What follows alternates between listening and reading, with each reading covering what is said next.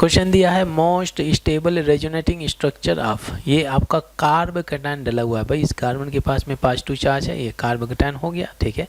इसका most stable RS हमें बनाना है। जहाँ कहीं भी कॉन्जुगेटेड सिस्टम होता है वहाँ पर होता है रेजोनेंस, और रेजोनेंस की वजह से सिस्टम की स्टेबिलिटी क्या हो जाती है, ज़्यादा हो जाती है। ये मालूम है आप लोगों को। कभी भी अगर बेंजीन से रिलेटेड रेजोनेंस बनाना है तो ये बेंजीन का जो हाइब्रिड स्ट्रक्चर ढला होता है, ये सर्कल वाला, इसके क्या कर देते हैं, इसे हम हटा देते हैं और इसकी जगह हम बॉन्ड शो कर देते हैं ताकि आसान हो जाए हमें इसके रेजोनेटिंग स्ट्रक्चर बनाना। यहाँ पर पॉजिटिव चार्ज है, नीचे डला हुआ है आपका CH3, ठीक है। ये भी CH3 था, यहाँ से एक आपका हाइड्रोजन हटा दिया गया, ठीक है। हाइड्रोजन हटाया गया हाइड्राइड शिफ्टिंग के हिसाब से, तो पॉजिटिव चार्ज यहाँ पे आ जाता है। कोई हेलोजन लगा होगा, हेलोजन हटाया गया, ठीक है, तो ये बेंजाइल पार्ट हो गया, ये पूरा पोर्शन आपका ये बेंजाइल हो गया, ठीक है कार्बोकेटायन। अब इसमें अगर आप देखें तो ये बॉटम में जो लगा हुआ है CH3, ठीक है, तो यहाँ पे जो CH3 लगा है कौन सा इफेक्ट लगा है बोलिए भाई, यहाँ पर प्लस आई इफेक्ट लगा है, हाइपर कंजुगेशन भी लगा है, ठीक है, प्लस H लगा हुआ, ठीक है। ये आपका अगर प्लस आई इफेक्ट है तो इलेक्ट्रॉन डोनेटिंग होगा, तो ये आपका प्लस आई इफेक्ट के अपोजिट में हमेशा पाई बॉन्ड ब्रेक होता है, ये तो मालूम है भाई आपको।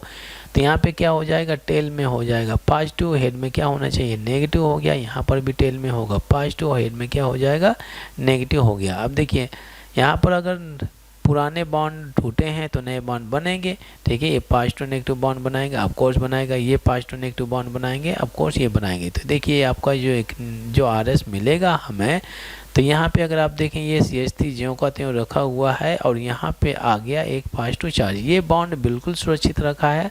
ये पॉजिटिव नेगेटिव एक बॉन्ड बनाएंगे, ऑफ कोर्स बनाएंगे। इसके बाद में यहाँ पे क्या हो गया, पॉजिटिव नेगेटिव बॉन्ड बनाएंगे तो डबल बॉन्ड ये आपका CH2 हो जाता है, ठीक है। ये स्ट्रक्चर मिला, ठीक है।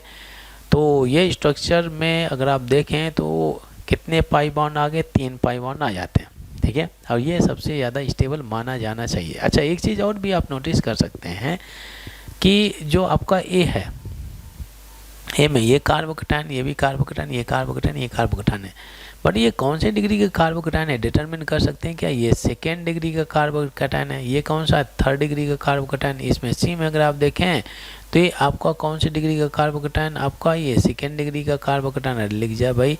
जो D में कौन सा होगा, 2nd डिग्री का कार्बोकेटायन। तो आप यहीं से आंसर कर सकते हैं भाई, B ऑप्शन में हाईएस्ट डिग्री ऑफ कार्बोकेटायन है, जैसे 3rd degree carbocation is more stable then 2nd degree, 2nd degree carbocation is more stable then 1st degree.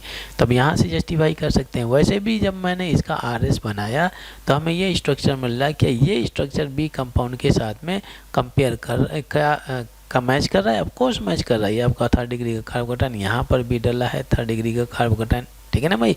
तो B ऑप्शन सबसे ज़्यादा स्टेबल होना चाहिए। लीजिए मैं टिक मार्क कर देता हूँ, B option is the right answer.